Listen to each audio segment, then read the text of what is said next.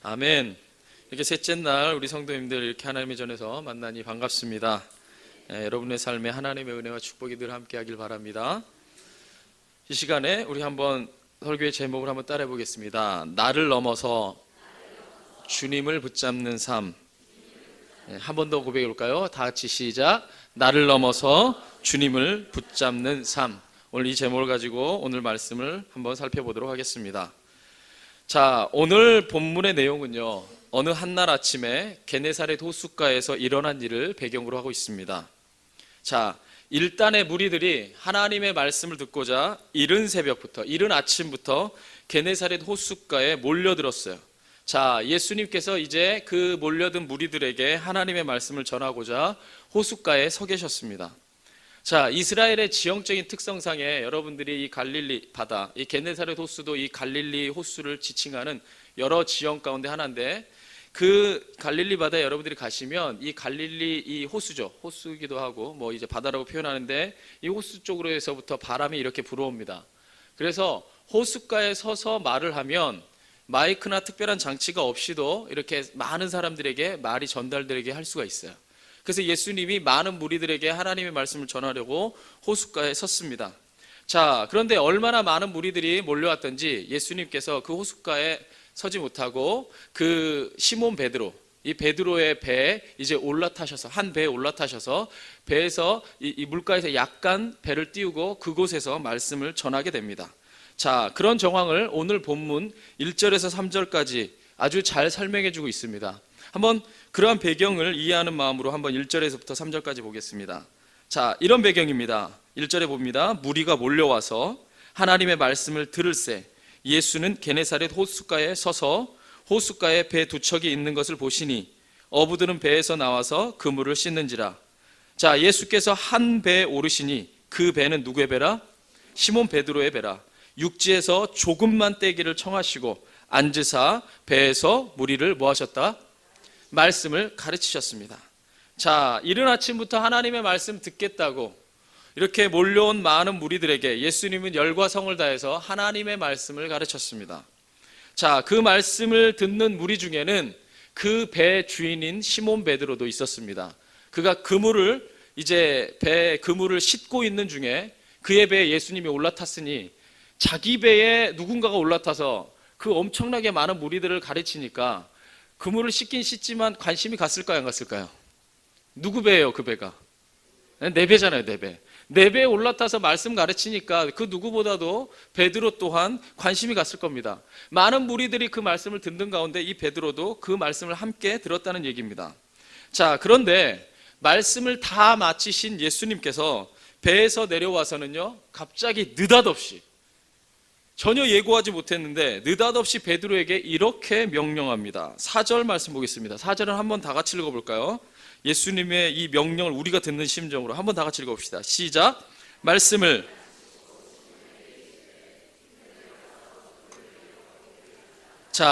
마치시고 시몬에게 이르시되 말하기를 깊은 데로 가서 그물을 내려 고기를 잡으라 말합니다. 자, 언뜻 보기에는 좀 띄워주실래요? 언뜻 보기에는 매우 짧은 명령이에요. 자, 말씀을 마치시고 시몬에게 이르시기를 5절, 4반절, 후반절에 보면 깊은 데로 가서 그물을 내려 고기를 잡으라고 매우 간단한 명령을 내렸어요. 그런데 베드로가 이 간단해 보이는 명령을 순종하기 위해서는요, 결정적으로 3가지씩이나 걸림돌이 있었어요. 근데 이게 넘기가 쉽지 않은 걸림돌입니다. 자, 그래서 이 오늘 설교의 제목을 나를 넘어서라고 이야기한 것은 바로 이 넘어서야만 했던 이 베드로의 이 3가지 장애물이 결코 쉽지 않았어요. 그런데 베드로가 이 3가지 이 장애물을 넘어서 말씀에 순종했을 때 역사를 보는 주인공이 됐습니다. 저는 오늘 여러분들이 이 베드로처럼 나를 이 둘러싸고 있는 이 장애물들, 영적인 장애물들을 능히 넘어서는 자들이 되기를 간절히 원합니다. 자, 그렇다면 자, 깊은 곳에 가서 네가 그물을 내려 고기를 잡으라, 이 짧은 명령 안에 뭐 그토록 많은 장애물이 있었는가? 제가 오늘 말씀을 통해서 여러분들에게 차근차근 알려드릴게요. 여러분 삶에도 이러한 장애물이 분명히 영적인 일을 하기에 앞서서 있습니다. 첫 번째는 무엇을 넘어서야 했냐면요, 한번 따라해 볼까요? 경험과 상식을 넘어서야 했다. 그렇습니다. 베드로가 이 명령에 순종하기 위해서는요, 먼저 첫째, 경험과 상식을 넘어서야 했습니다. 당시에 고기를 잡던 이 그물은요, 세마포라고 하는데, 이 세마포로 만들어진 이 그물이요, 아침에 해가 뜨고 나면 물속에 이 그물을 내렸을 때 그물이 아주 뚜렷하게 보입니다. 자, 그러니까 그물이 뚜렷하게 보이면 이 물고기들이 그물을 보고 피해 다녀요. 이게 해가 뜨면 그물이 너무 잘 보여가지고 물고기가 능히 피해 다닐 수가 있어요. 그렇기 때문에 여러분들이 이 갈릴리 바다에서 이 배에서 이 고기를 잡았던 현장을 증거하면 항상 언제 잡았대요? 밤에 잡았대요, 밤에. 여러분 그 갈릴리 바다에 가보시면, 여러분 성지순례 가보시면요, 거기 꼭 오징어 배잡이들처럼 그렇게 밤에 이렇게 약한 불을 켜놓고 이 사람들이 고기를 잡습니다. 왜냐하면 이 그물을요, 이 물고기들이 너무나 잘 보기 때문에. 오늘날에 이제 이게 많이 달라졌지만 이때 당시에는 이 세마포가 뚜렷하게 보이는 그물이었어요. 그래서 낮에는 절대로 이 조업을 하지 않았습니다. 그러니까 반드시 밤에만 물고기를 잡아야 되는데, 이 해가 중천에 뜬 마당에 이 바다에 나가서 너 물고기 잡아라, 이건 굉장히 멍청한 행동이에요. 그러니까 베드로는 그런 적이 단 한 번도 없었다는 얘기입니다. 또한 이 예수님께서요, 뭐라고 명령했냐면요, 깊은 데로 가서 그물을 내려 고기를 잡으라고 그랬어요. 자, 보세요. 이 또한 경험과 상식에 맞지 않는 행동이었습니다. 왜냐하면 당시 이 어부들이 고기를 잡는 방식이 뭐냐면요, 그물을 뭐 해서? 아까 뭐라고 명령했어요? 깊은 데로 가서 그물을 내려놨다가 물고기가 와서 그 그물 안으로 달려들면 그걸 끌어올려가지고 잡는 형태였어요. 자, 그러려면 이 끌어올려서 그물에 걸린 고기를 잡아 올리려면요, 반드시 얕은 곳에다가 그물을 던져야 돼요. 그 깊은 곳에 가서 그물을 던지면요, 물고기가 걸렸다가도 이 위험을 느끼면 이 물고기나 동물이나 어떤 존재든지 죽음은 자기가 직감해요. 그죠? 예, 죽음을 직감합니다. 그래서 그 위험에 오면요, 물고기들이 밑으로 도망가서요, 빠져나가 버려요. 그러니까 깊은 곳에 가서 그물을 내려서 고기를 잡기가 쉽지 않다는 얘기입니다. 그런데도 예수님은요, 굳이 깊은 데로 가서 이 해가 중천에 뜬 마당에 그물을 내려서 고기를 잡으라는 겁니다. 경험하고 상식에 맞지를 않아요. 자, 이 경험과 상식, 이 잔뼈가 굵은, 이미 이 갈릴리 바다에서 고기를 잡는데 잔뼈가 이미 굵었던 베드로가요, 이것을 넘어서야지만 예수님의 이 명령을 순종할 수 있었습니다. 두 번째 이 베드로가 넘어서야 했던 것은 뭐냐면요, 한번 따라해 볼까요? 육신의 연약함을 넘어서야 했다. 두 번째로 이 베드로는요, 자신의 육신의 연약함을 넘어서야만 했습니다. 지금 이 현재 이 베드로는요, 집에서 앉아서 쉬고 있다가 말씀 들으러 온 건 아니에요. 그죠? 우리 여러분들이 성경 말씀을 읽었지만 밤이 새도록 고생한 사람입니다. 더욱이 그는 밤이 새도록 고생했는데 아무것도 얻지 못한 상태였어요. 자, 베드로가 물고기를 잡았던 이 게네사렛 호수는요, 갈릴리 호수이기도 한데, 이 게네사렛 지방, 그러니까 쉽게 말하면 이 갈릴리 호수가 이만큼 있으면 이 지방에 따라서 부르는 이름이 다른 거예요. 이쪽에서 보면 예를 들어 한강을 반포지구냐 뚝섬지구냐 하듯이 게네사렛 지방에서 이 게네사렛 호수를 말하는 거고, 갈릴리 호수라고 하는 것은 이 도 자체가, 전체 큰 도 자체가 갈릴리였어요. 그러니까 대표적인 이름은 갈릴리 호수고, 자기 지역에서 보면은 이 나름대로 자기의 이름을 디베라 바닷가, 다 같은 겁니다. 다 다른 데라고 생각하지 마세요. 갈릴리가 여러 군데 있는 게 아니에요. 디베라 바닷가, 게네사렛 호수 다 같은 얘기입니다. 왜 이 사람들은 그런 바다나 호수나 이런 것들을 다 번갈아서 썼느냐? 그건 왜 그러냐면요, 에스키모인들은요, 눈을 지칭하는 단어가 16개예요. 왜냐하면 백날 뭐밖에 안 보니까, 눈밖에 안 보니까. 이 사람들은요, 눈이 내릴 때 그 눈의 결정체가 다 다르게 보여요. 맨날 눈 보니까. 그런데 이스라엘 사람은요, 광야에 삽니다. 물을 보기가 힘들어요. 물이 거의 없어요. 그래서 물이 양이 많으면요, 무조건 얌이라고 얘기합니다. 얌. 물 양만 많으면 무조건 얌이라고 해요. 그래서 이 얌은 바다라고도 해석할 수도 있고, 호수라고도 해석할 수 있고, 강이라고도 해석할 수 있고, 다양하게 얘기할 수 있어요. 여러분들 이 이스라엘 성지순례 가서 요단강 보시면 에게! 이래요. 이 건기에는요, 우리나라 계곡물보다 물이 없어요. 이게 대체 무슨 강이냐? 좀만 건너면 바로 건널 수가 있어요. 이 우기에는 좀 불어나서 넓어지지만 건기에는요, 개천 같아요. 근데 왜 이걸 강이라 합니까? 이 사람들은요, 얌이라는 단어 하나밖에 없어요. 물을 나타내는 단어가. 심지어 이 성소에서 큰 대야에 물을 담아 놓는 것도, 그것도 얌이라고 했어요. 물이 일단 많으면, 이 사람들이 물이 많지 않기 때문에 물이 일단 많으면 다 얌이에요. 그럼 이 암은 호수라고도 할 수 있고 강이라고도 할 수 있고 바다라고도 할 수 있고, 왜 그러면 우리는 이렇게 많은 단어가 있을까요? 우리한테는. 우리나라는 물이 많아요. 여행 좀 다녀보세요. 우리나라 같이 물이 풍족하고 많고 좋은 데가 없어요. 거의요. 우리나라 물은 세계에서도 알아주는 물입니다. 좋은 데 사시는 거예요?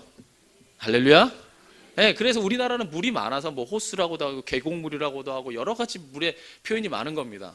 자, 그래서 이 게네사렛 호수라는 말도 이 갈릴리 호수인데, 이 특별히 게네사렛 호수 이 지방에서는요 물고기가 잘 잡혔어요.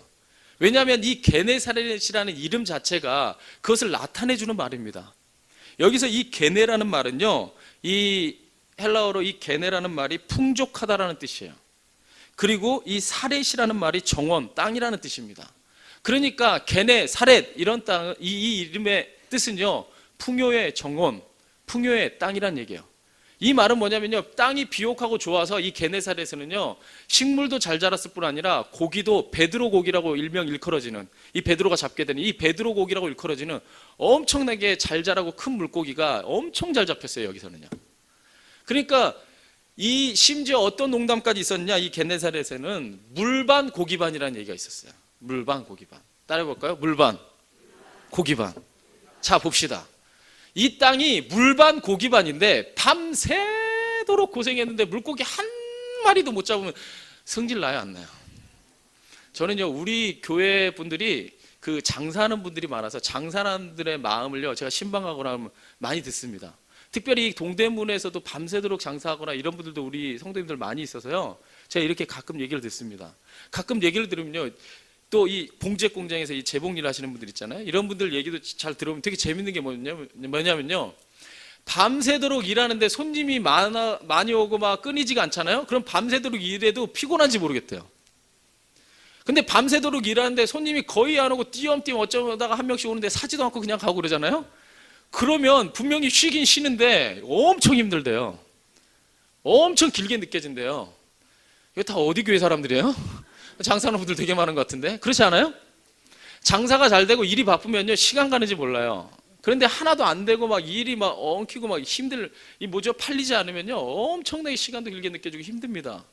자, 그런데 물반 고기반이라고 하는 이 게네사렛 이 호숫가에서 밤새도록 일했는데 물고기 한 마리를 못 잡았어요. 엄청 고생했는데도.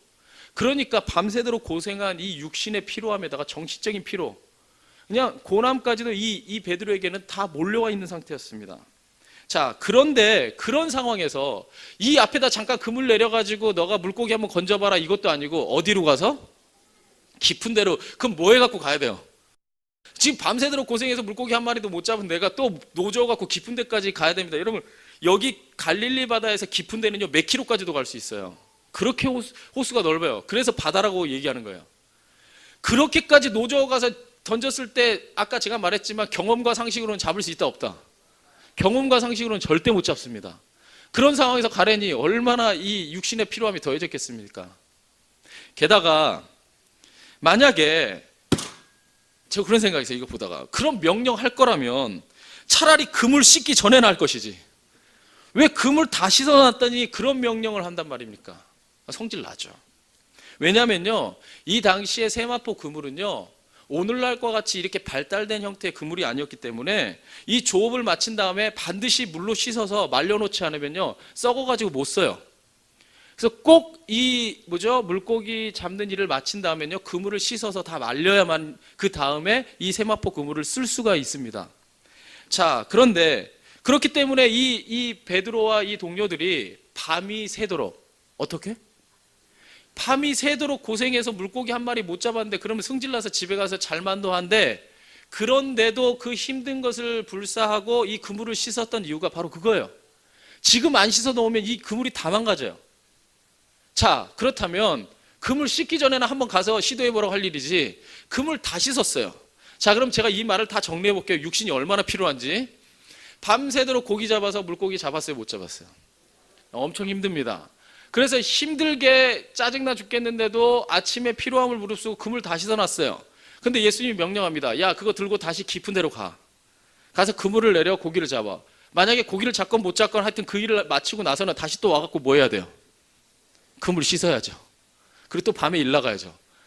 이 모든 이 일의 광경이 머릿속에 들어가 있는 이 베드로한테는 이 명령이 짜증 날까요, 안 날까요? 여러분들이 성장 가봐요. 짜증이 안 나요?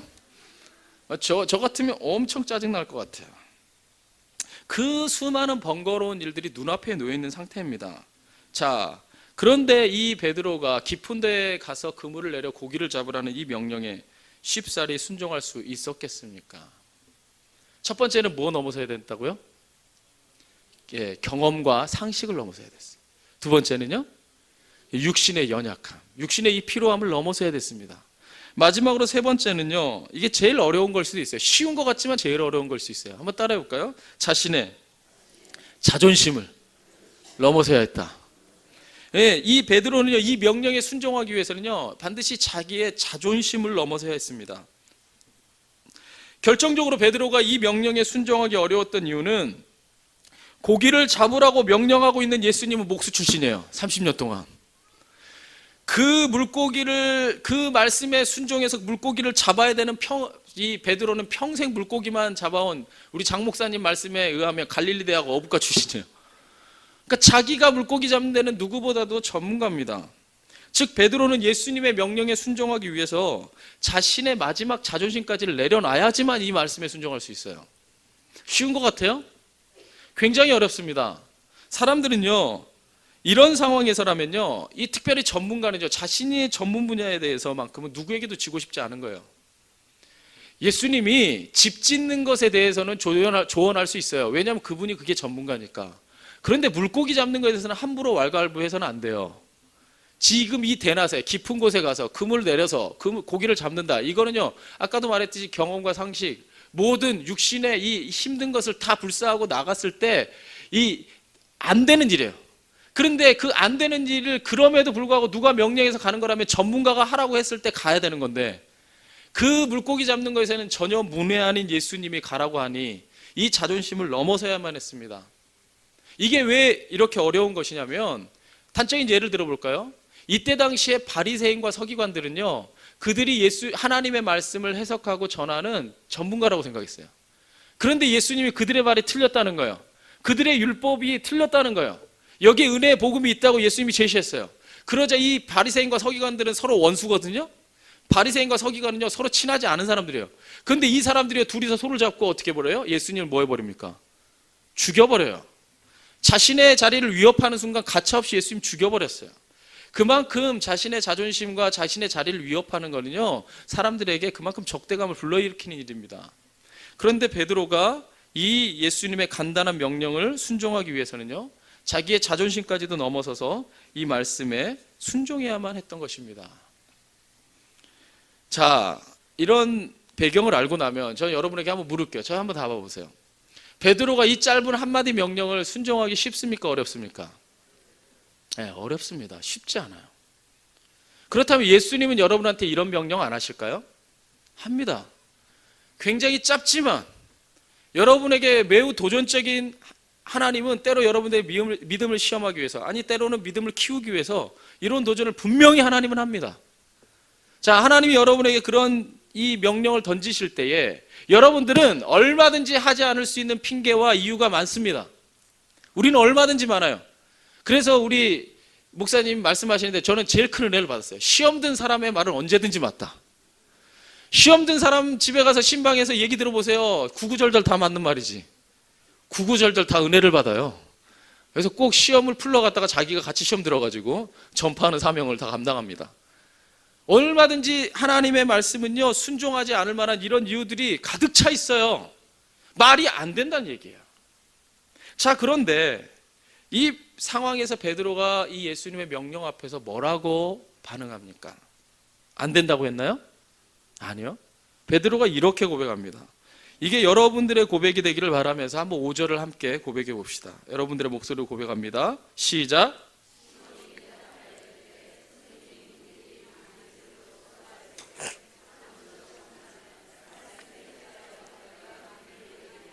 그렇습니다. 시몬이 대답하여 이르되 선생님, 우리들이 밤이 새도록 뭐하였지만, 수고하였지만 잡은 것이 없지만, 가장 중요한 얘기를 합니다. 여기서 여러분들이 이게 항상 고백해야 되는 고백이에요. 뭐에 의지하여? 말씀에 의지하여 내가 그물을 내리겠습니다. 말씀에 의지하여, 다른 말로 표현하자면 말씀에 순종하여 내가 이 일을 행하겠습니다. 그리고 오직 베드로는 이 말씀에 의지해서 배를 끌고 나갑니다. 이 피로한 몸을 이끌고, 그 연약한 몸을 이끌고 자신의 이성과 상식으로는 도저히 받아들일 수 없는 명령을 순종하러 나갑니다. 오직 무엇에 의지해서? 말씀에 의지해서. 자, 말씀에 의지해서 나가니 그러자 평생 어부로 살면서 단 한 번도 경험해보지 못했던 엄청난 이적을 경험하게 됩니다. 바로 그것이 6절과 7절에 기록되어 있습니다. 한번 다 같이 볼까요? 시작. 그렇게 하니 고기를 잡은 것이 심히 많아 그물이 찢어지는지라. 이에 다른 배에 있는 동무들에게 손짓하여 와서 도와달라 하니 그들이 와서 두 배의 채움에 어떻게 되었더라? 잠기게 되었더라. 자, 6절 말씀 한번 보여주실래요? 6절에 보면 매우 중요한 말씀이 또 나옵니다. 자, 베드로가 말씀에 의지하여 가겠습니다 해놓고 그 다음에 6절 제일 처음에 뭐라고 나옵니까? 그렇게 하니. 중요한 얘기예요. 마치 포도원의 이 큰아들처럼 말씀에 순종하겠습니다 말로 해놓고요, 그렇게 하지 않는 사람 얼마든지 많아요. 교회 보면 말로는요, 하나님을 위해서 죽겠습니다, 하나님을 위해서 살겠습니다, 뭐 이렇게 엄청나게 많은 공수표를 남발해놓고 그대로 사는 사람이 정말 드물어요. 제가요, 뭐 요즘에 여러 차례 제가 설교하는 이 달에서도 얘기하지만, 제가 목회 경력이 1년 쌓이고 2년 쌓이고 3년 쌓이면서 제가 느끼게 되는 게 뭐냐면요, 제가 목회자님들을 이렇게 저도 이렇게 보고 책도 읽고 뭐 이렇게 설교도 듣고 존경하고 하잖아요. 그런데요, 엄청난 이적을 행한 목사님들 시간이 갈수록 별로 매력 없어요. 정말이 진실이 고백하는 거예요.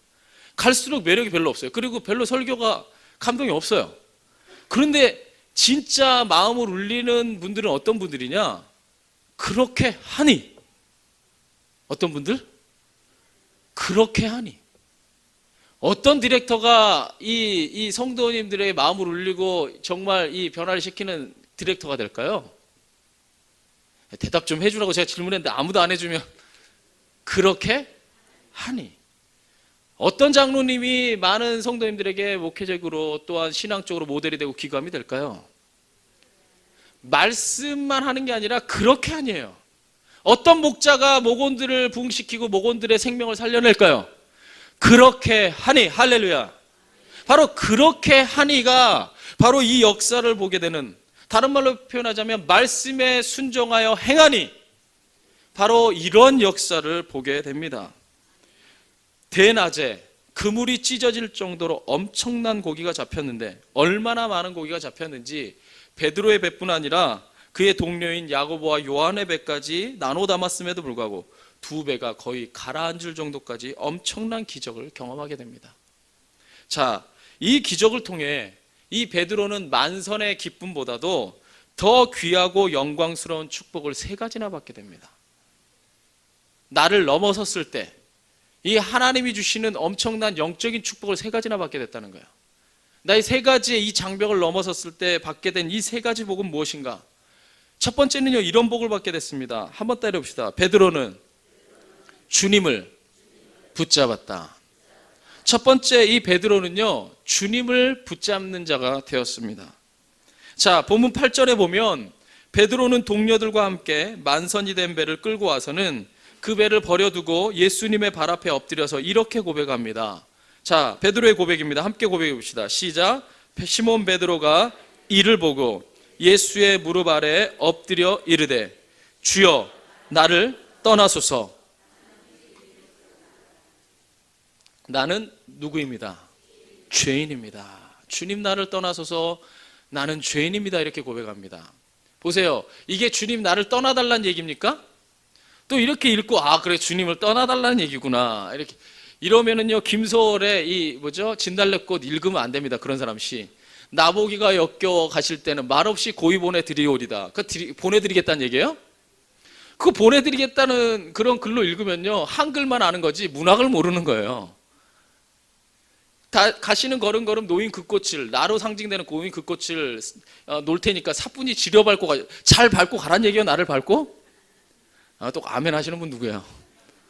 가지 말란 얘기죠. 역설적으로 표현하는 겁니다.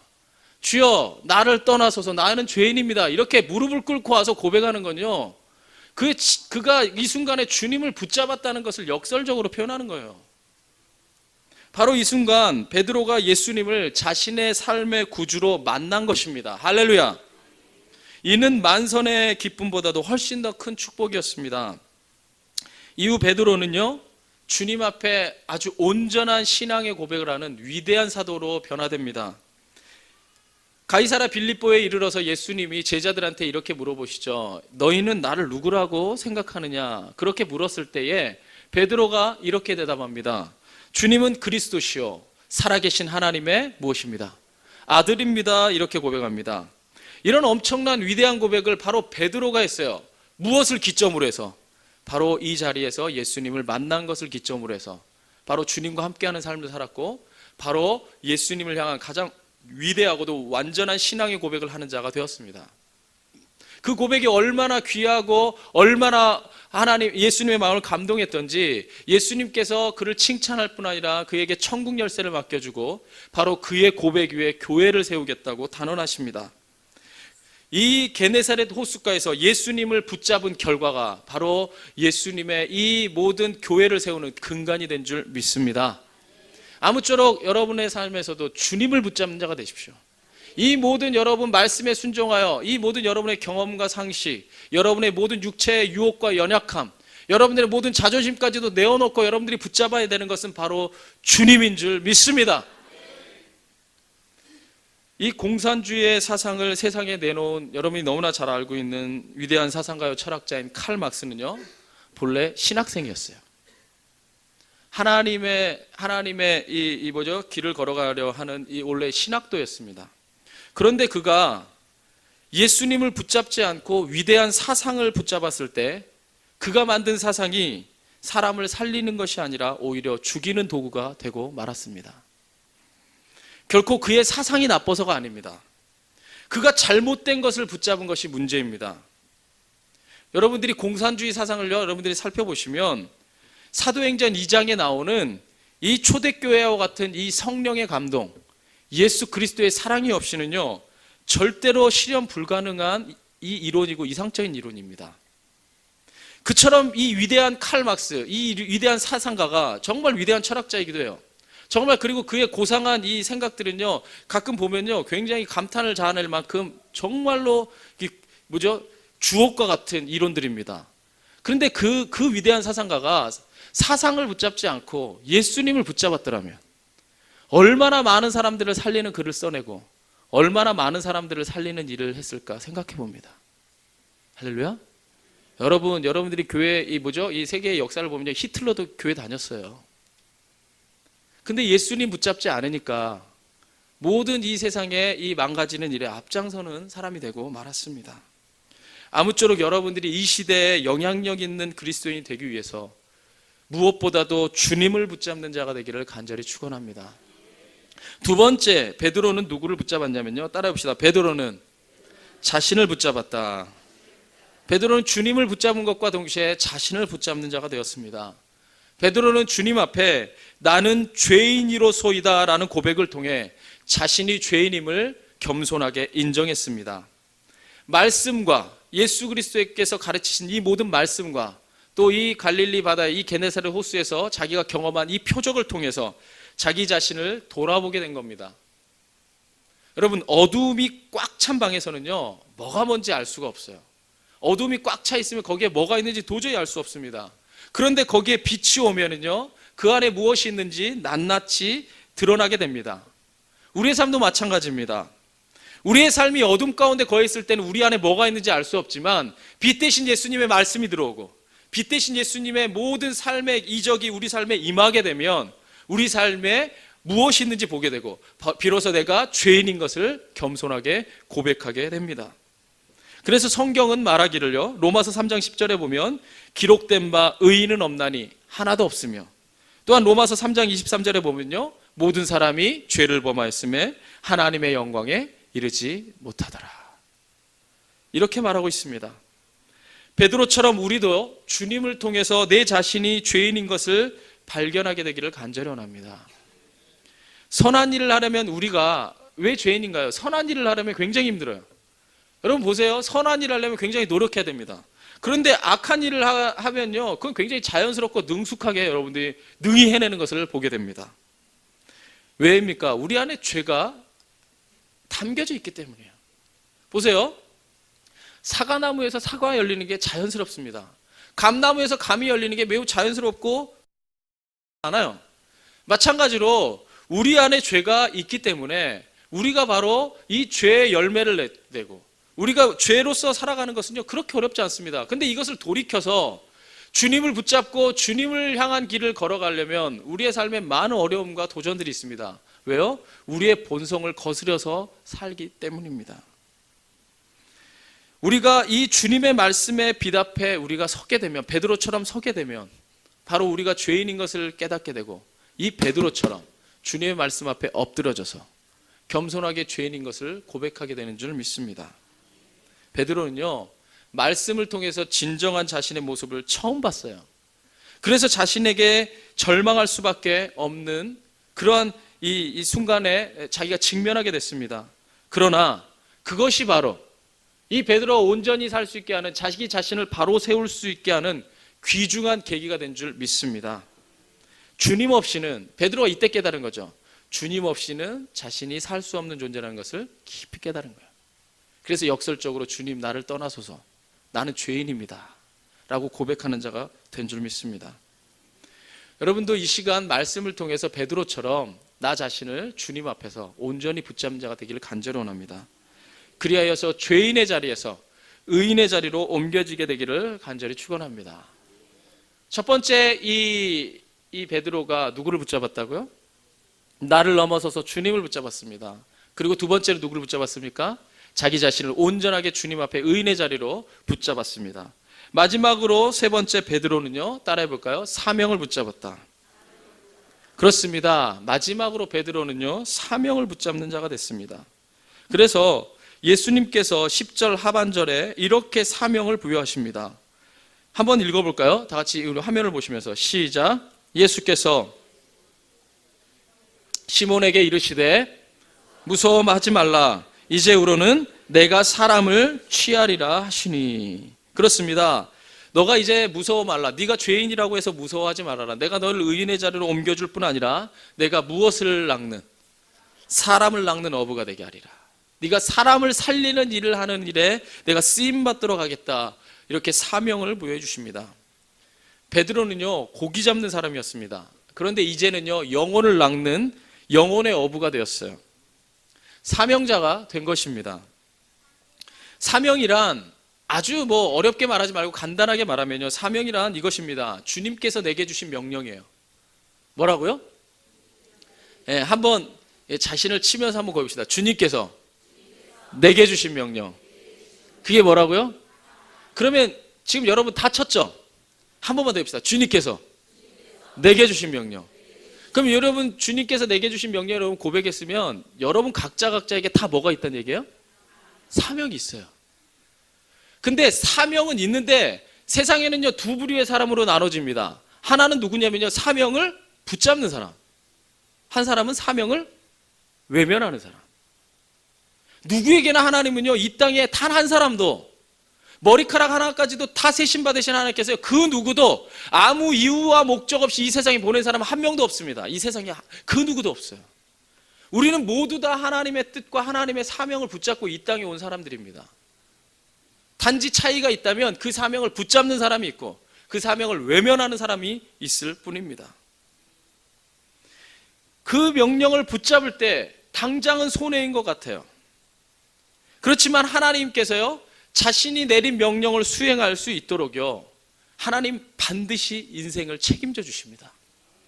바로 보장받는 인생이 된다는 것입니다. 보세요. 성도들이 사명이 좋은 것은 다 압니다. 사명을 감당해야 된다는 것도 알고 사명이 중요하다는 것도 압니다. 그런데 문제는요, 사명을 감당하기 위해서는 반드시 대가를 치러야 된다는 거예요. 그게 문제예요. 그 대가를 치르기 싫은 겁니다. 시간을 써야 하고, 때로는 물질을 써야 하고, 때로는 내 건강을, 때로는 내 모든 열정을, 이 모든 것 앞에서 여러분들이 저울질하는 겁니다. 사명을 붙잡을 것인가? 내 모든 육신의, 아까 제가 말했던 내 경험과 이성, 이건 내 생각이 안 돼. 내 육신의 연약함, 유혹들, 힘든데 내 자존심이 도저히 이건 허락하지 못하지. 이걸 잡을 것인가? 아니면 끝까지 주님을 붙잡고 사명을 붙잡을 것인가? 여러분들이 늘 선택의 갈림길에 놓여 있는 거예요. 바로 이 사명을 붙잡기 위해서는 나를 넘어서는 대가를 지불해야 됩니다. 결코 대가를 지불하지 않고 사명을 이루는 경우가 없기 때문이에요. 아무쪼록 여러분은 주님의 사명을 붙잡을 수 있는 믿음의 사람이 되길 원합니다. 베드로도 그랬어요. 그 대가를요 기쁨으로 치르고 사명을 붙잡는 자가 됐습니다. 그래서 11절에 보면은요 그의 행적에 대해서 이렇게 기록하고 있습니다. 우리 마지막으로 한번 11절 읽어볼까요? 시작. 그들이 배들을 육지에 대고 모든 것을 뭐하여 두고, 모든 것을 버려두고 뭐하니라? 한번 크게 읽어봅시다. 뭐하니라? 할렐루야! 저는 여러분들이 이러한 삶을 살기 원합니다. 모든 것을 버려두고 예수를 따르니라.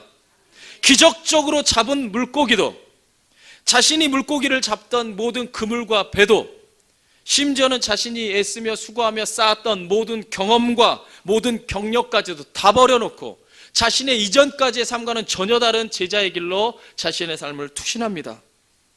그가 의지했던 모든 것을 던져버릴 만큼 예수님의 말씀이 그의 삶을 뒤흔들어 놓은 것이고 예수님의 이적이 그의 삶에서 완벽한 분기점을 만들어낸 거예요.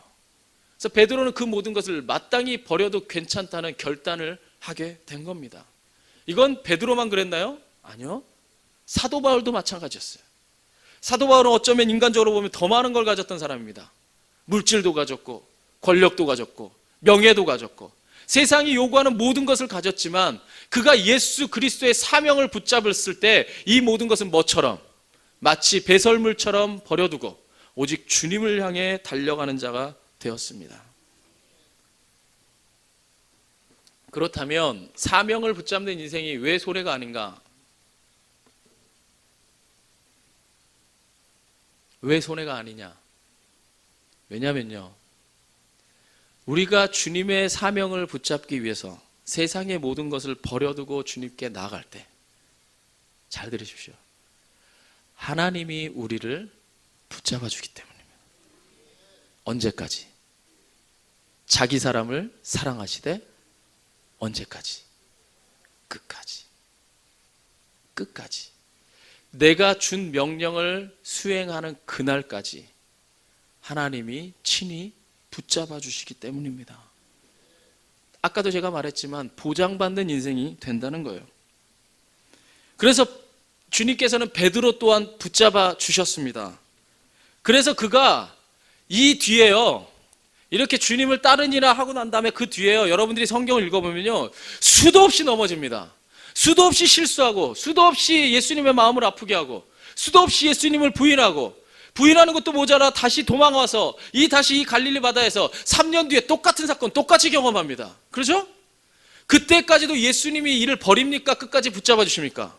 내가 나를 사랑하느냐? 이 한 가지 질문 물으시고 끝까지 베드로를 붙잡아 주십니다. 우리가 주님을 붙잡고 사명을 붙잡았을 때 우리의 연약함, 우리의 부족함 때문에 때로는 넘어지고 실수하고 때로는 주님을 외면할 때 있어도 주님 우리를 절대로 외면하지 않고 끝까지 사명을 감당하고 이 땅을 살아가는 세상뿐 아니라 하나님 나라에 이를 때까지 우리를 붙잡아 주십니다. 이 놀라운 복이 바로 여러분에게 임하기를 간절히 원합니다. 오늘 말씀 정리하겠습니다. 주님의 말씀 앞에 선 성도들에게 이 시간에 도전합니다. 하나님의 뜻을 이루는 성도님이 되고 싶으십니까? 그렇다면 나를 넘어서십시오. 이거는 여러분에게 전하는 말씀인 것과 동시에 저에게도 전하는 말입니다. 나를 넘어서는 자가 되어야 됩니다.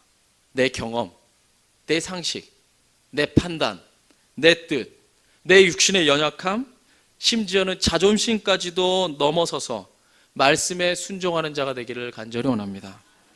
그리하여서 세상을 붙잡으려 하지 말고, 세상이 원하는 것을 붙잡으려 하지 말고 주님을 붙잡고 사명을 붙잡음으로써 나를 바로 세우는 자가 되기를 간절히 바랍니다. 그리할 때 바로 여러분을 통해 바로 하나님께서 당신의 역사를 이 땅에 보여줄 것이고 바로 여러분을 통해 교회가 교회답도록 만들어 주실 것입니다. 아무쪼록 저는 여러분들이 이 바로 하나님의 믿음의 역사의 주인공이 되기를 다시 한번 간절히 축원합니다. 아멘. 우리 그러한 믿음의 고백을 담아서 우리 아까 드렸던 찬양 함께 드리고 자유롭게 기도하다가 우리 이 사명을 붙잡는 자 되도록, 나를 넘어서 주님을 붙잡는 자 되도록 도와달라고 기도하겠습니다.